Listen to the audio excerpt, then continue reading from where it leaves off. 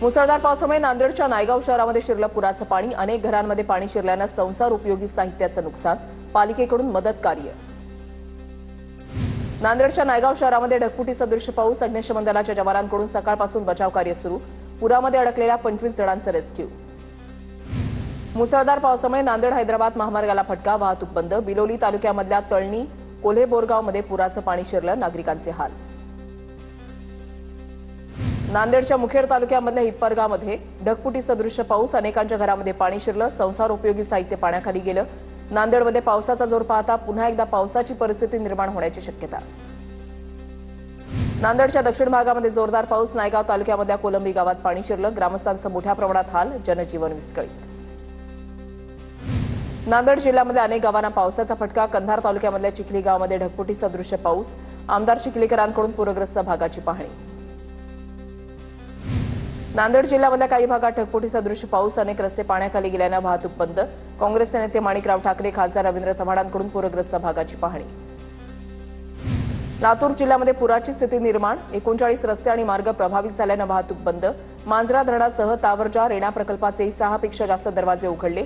नदीकाठच्या गावांना सतर्कतेचा इशारा, बोरगावात जनजीवन विस्कळीत। लातूरमधील शिरूर अनंतपाळ तालुक्यामधल्या घरणी नदीला पूर, शिरूर अनंतपाळ ते धावणगाव गावाला जाणारा रस्ता पाण्याखाली आल्यानं वाहतूक ठप्प। नागेवाडी, कारेवाडी, धावणगाव, पोळेगावचा मुख्यालयाशी संपर्क तुटला। लातूर जिल्ह्यामधल्या बोरगाव, धडकनाळ गावांना पुन्हा पुराचा फटका। उदगीर ते देगलूर राज्य रस्त्यावरील पूल पाण्याखाली आल्यानं वाहतूक ठप्प। बोरगावचा जिल्ह्याशी पुन्हा संपर्क तुटला।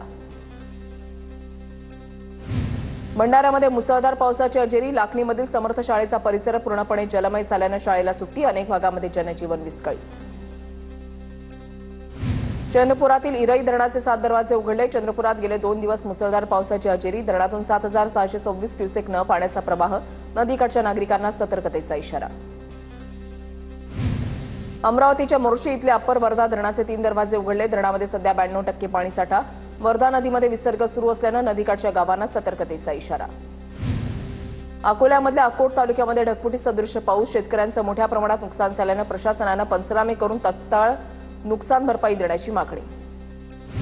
मुसळधार पावसामुळे वर्ध्यामधल्या कारंजा, घाडगे, धावसा शिवारामध्ये शेती पिकांचं नुकसान, अनेक शेतकऱ्यांच्या शेतामध्ये सोयाबीन, कपाशी, संत्र्याचंही नुकसान, शेतकऱ्यांकडून पंचनामे करून नुकसान भरपाई देण्याची मागणी। जालन्यामधल्या सोमठाणामधील अप्पर दुधना मध्यम प्रकल्प ओव्हरफ्लो, शेतीसह पिण्याच्या पाण्याचा प्रश्न मिटला। जालना आणि छत्रपती संभाजीनगर जिल्ह्यामधल्या अनेक गावातील नागरिकांना दिलासा।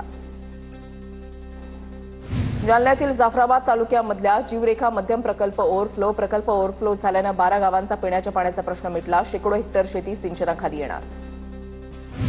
गडचिरोलीच्या भामरागडमधील पूर ओसरला। पर्लकोटा, इंद्रावती नदीच्या पुरामुळे भामरागड आलापल्ली मार्गावरील पुलांवर पाणी साचलं होतं।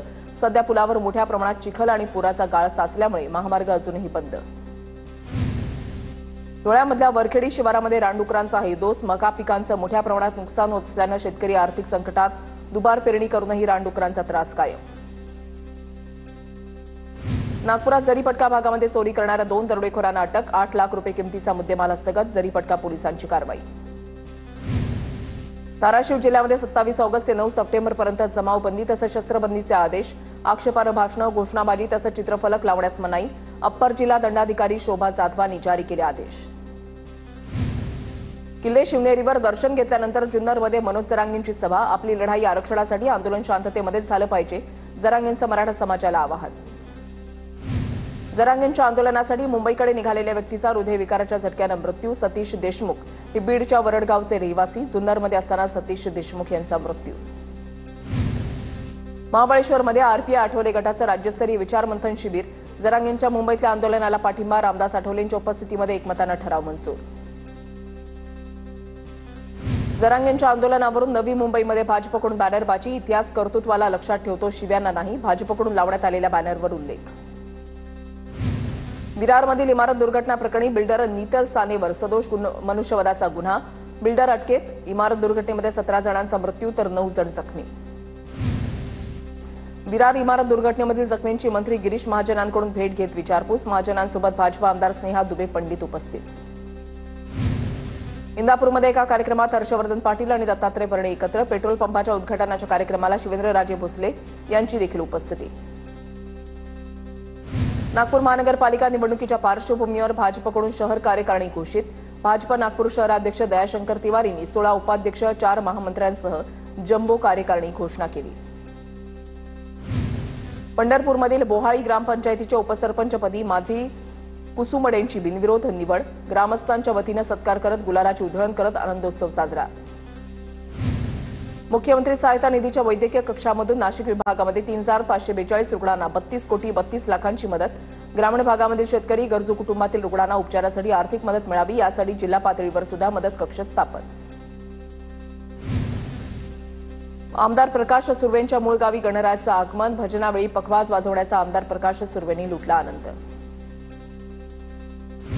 नालासोपाऱ्याच्या आसोळे गावात 90 वर्षांची परंपरा जपत वैतीचा राजा विराजमान. बाप्पासोबत विठ्ठलाची देखील प्रतिकृती. परिसरातून मोठ्या संख्येनं भाविक गणपती बाप्पाच्या दर्शनाला. टिटवाळ्यामधल्या सचिन भणगे यांनी साकारला प्राचीन शिवमंदिराचा देखावा. गणपती बाप्पासाठी कागद लाकडाचा वापर करत पर्यावरणपूरक सजावट. जळगावमध्ये 1.5 दिवसाच्या गणपती बाप्पाला निरोप. मेहरून तलावाच्या गणेश घाटावर लाडक्या बाप्पाचं विसर्जन. घरगुतीसह सार्वजनिक गणेश मंडळाच्या बाप्पाच्या विसर्जनासाठी व्यवस्था. नाशिकच्या येवला शहरामध्ये सुवर्णकार समाज मंडळाचा 17 किलो चांदीचा गणपती. दर्शनासाठी भक्तांची मोठ्या प्रमाणात गर्दी. चंद्रपूर मनपा पर्यावरणपूरक विसर्जनासाठी सज्ज. मनपातर्फे 25 कृत्रिम तलावांसह 25 निर्माल्य कलशांची व्यवस्था. भाविकांनी सहकार्य करण्याचं मनपाचं आवाहन. नंदुरबारमध्ये बाप्पाच्या दर्शनासाठी मोठी गर्दी. एकाच पाषाणामधील 100 टन वजनाची तसंच आजूबाजूला रिद्धी-सिद्धी असलेली उजव्या सोंडीची बाप्पाची मूर्ती पाहण्यासाठी गर्दी. सिंधुदुर्गाच्या राजाच्या चरणी सोन्याची पावलं अर्पण. निलेश राणे आमदार व्हावेत म्हणून कार्यकर्त्यांनी केला होता नवस. निलेश राणे आमदार झाल्यानंतर कार्यकर्त्यांना फेडला नवस.